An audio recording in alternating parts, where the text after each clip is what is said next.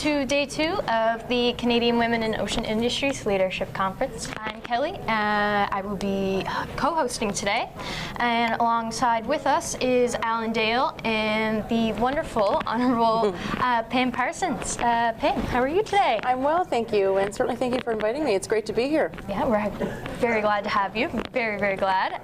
Thank you for taking time out of your busy day to be here with us. It's my pleasure. Yes, tell us more about yourself, what you're doing, your position, everything else. Well, I'm here today to speak in my role as Minister responsible for women and gender equality here in Newfoundland and Labrador for the Government of Newfoundland.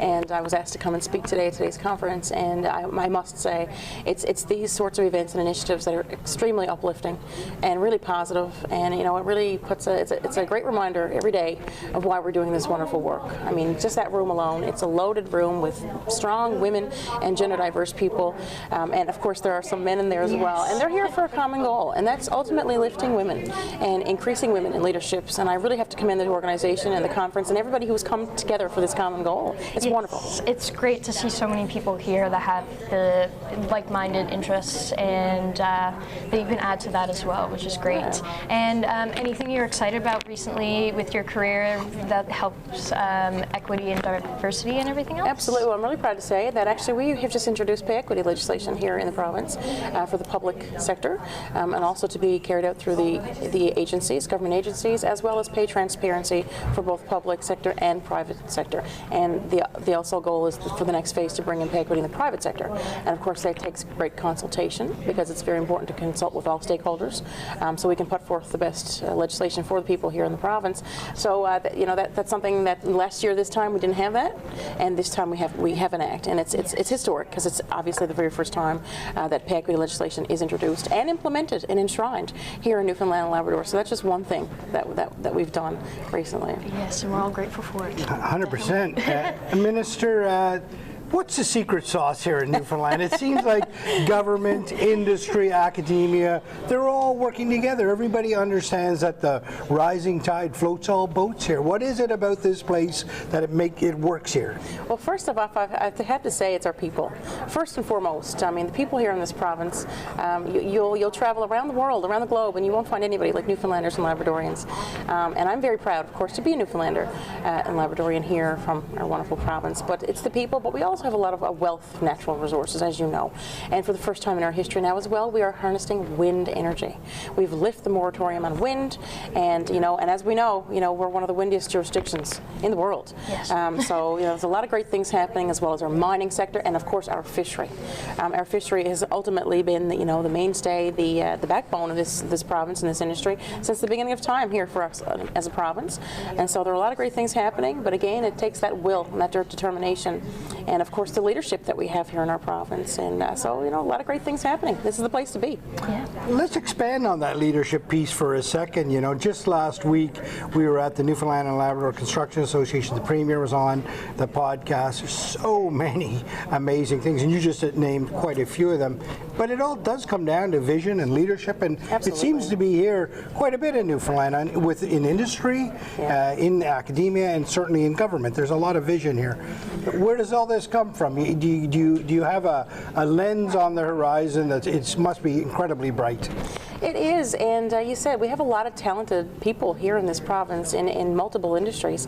And again, just to elaborate on our Premier, as you mentioned, we have a young, diverse, modern Premier who's also a doctor. So, and as you know, healthcare, as we know across the country, we're seeing challenges, across the entire country in healthcare. And so there's transformation in that happening here in this province. But I have to commend, the leadership, and I'm very proud to serve under this Premier, Dr. Andrew Furey, his support for women and gender diverse. I mean, in even making my portfolio a standalone portfolio, because this has always been a previous, tacked on to another portfolio, if you will. But he saw the importance of making this a standalone office for women, and to extend the mandate to include gender equality, because as we know, formerly it was the status of women, and now we are known as the Office of Women and Gender Equality. So again, it's all about leadership. We have a wonderful team in our government. As a matter of fact, our Premier and our Minister for Natural Resources, Energy and Technology they're down in Norway right now, discussing wind at the conference down there.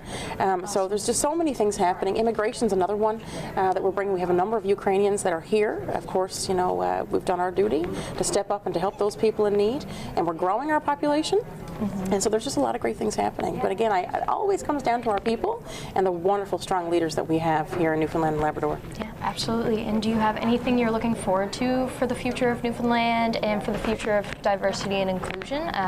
Not even just ocean industry-wise, but just in general. Everything is so exciting, and all those industries and topics that I just named. But again, I guess and a focus that I'm particularly looking at and thinking about and speaking about every day is making more space at the table for women and gender diverse in every industry. And we're taking those initiatives to close the gender wage gap with childcare initiatives that we're working with our federal government, making that happen. Investments in venture capitals exclusively for women and gender diverse people. Pay equity legislation. All of these things coming together to close the gender wage gap and to get more women and gender diverse people at those tables, at those decision-making tables, in those leadership positions. Yeah, absolutely. To keep it on the ocean theme, Kelly, that's what a steady hand on the tiller looks like. So thanks very much, Minister. It's been an absolute pleasure to have you on the podcast, and thank you for being a part of this, and thank you for your leadership in the sector largely. Thank you for so much for inviting me, and thank you for all that you do. Yes, thank you very much. I appreciate it. It's nice to have a female leadership role here today, and especially for inspiring us all to keep pushing forward and keep working on Absolutely. our diversity and inclusion. That's what it's all about, and you keep up the great work too, as Thank well. you I'm very much. impressed. Yes, thank you. Thank you.